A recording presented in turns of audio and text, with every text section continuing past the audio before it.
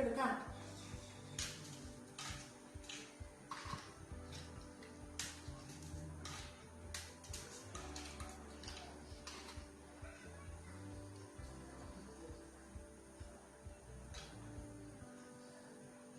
ഇനി നമുക്കിതൊന്ന് അടിച്ചെടുത്തിട്ട് വരാം.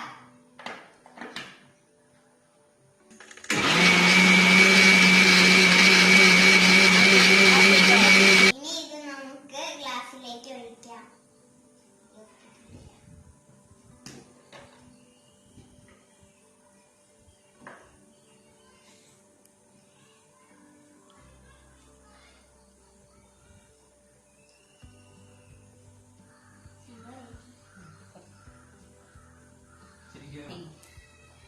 ഇതിന്റെ മുകളിലേക്ക് കുറച്ച് കപ്പലണ്ടി ഇട്ട് കൊടുക്കാം.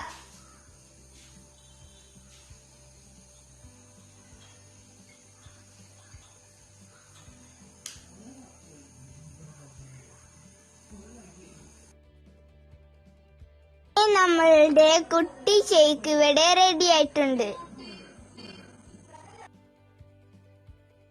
ഇത് നമുക്കൊന്ന് ടേസ്റ്റ് ചെയ്ത് നോക്കാം.